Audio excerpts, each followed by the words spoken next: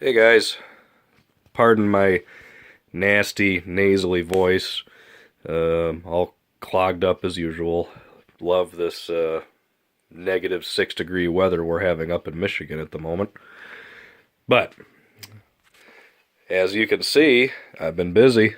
There's a new part that is now firmly attached to the Mustang. Finally got the engine put in. That was not as big of a chore as I was expecting. It actually went quite easy. You can see remnants of the old firewall right here, where I just took my oscillating tool and just cut it right out. So, I left a little bit behind, but I don't care. It's not bothering anything. So, I probably should have made a video before I put the engine in, because a lot of you are probably wondering, once I cut this old firewall out of here, I have just this giant open nose. So how did I go about putting this engine in there? Well, it was interesting. So first of all, I made some measurements. These are just some rough lines right here, of where where I needed the engine to be, as far as, this way. Because the spinner that I'm using it is recessed. So, see, when I push it out there, I got good clearance, and it fits perfect. So that's why my prop hub sticks out pretty far. But, how did I get it in there?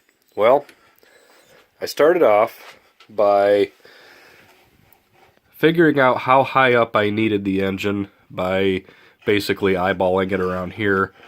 And I broke it off off of this former, but I had an extension sitting on here, a piece of 1/2 inch by 1/2 inch balsa that was glued all the way across here, and I used that as a bench to support the engine by the standoffs. And I had a piece of 1/4 inch balsa going across here to support the front of the engine. Oh man, I feel like crap. So I could set the engine in the fuselage. Of course, it was very wiggly, very loose, but I could set it in there, and I could move it around wherever I needed it to be. And then when I got it where I knew I needed it, thanks to one of my awesome viewers, I made this. Now, this is the template for my firewall, and is made out of fanfold blue foam from Lowe's. Normally, I usually use this 1/8 balsa or just scrap wood or whatever. And one of my viewers chimed in and says, well, I use Depron or blue foam or fanfold. It's cheap, easy to work with. And I thought to myself, why the hell haven't I thought of that?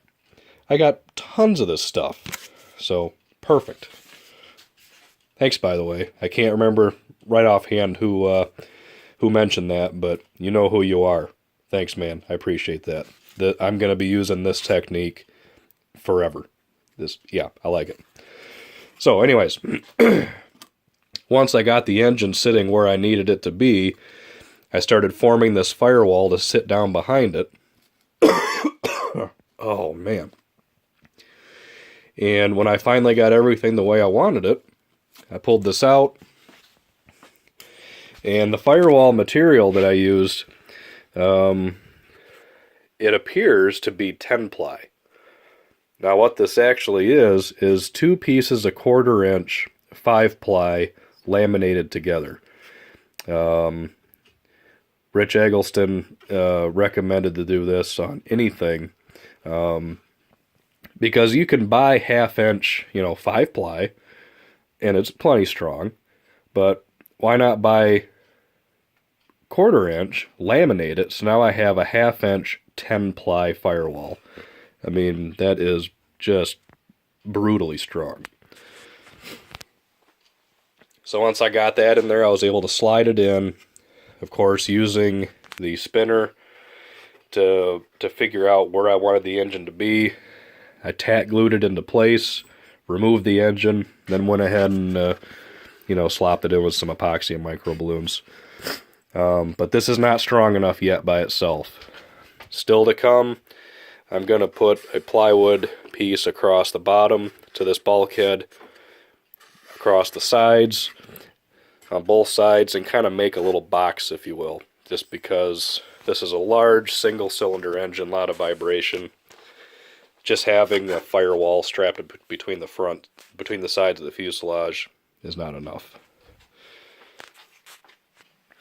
So the two most difficult things that had to be done to this airplane are now done. And that being the installation of the retracts and the engine. So now it's just a lot of tedious, busy work. And the other good news is the engine fits.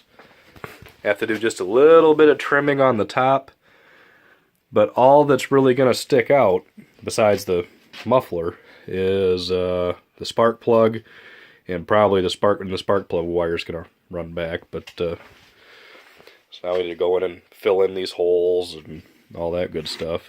And I got to figure out how am I going to mount it. I'm pretty sure I know how I'm going to do it. Oh man, do I feel like garbage. But it was a lot easier than I anticipated. I'm happy. It's not 100% perfect, but it's so close, which is the way I wanted it. I wanted it to be close. But now I can go ahead and, I can shim things, and kind of, using shims, I can move that engine around a little bit. But it's so close right now that I probably won't have to do anything. So, that's what I've been up to. Now I'm going to go ahead and get that lower cowl mounted, get that finished up. And I can yank the engine out of there, frame in the top part of the fuselage, do the repairs up here, finish up the wing saddle, then get the fuselage classed. So when I get some more work done, I'll bring you back. Later.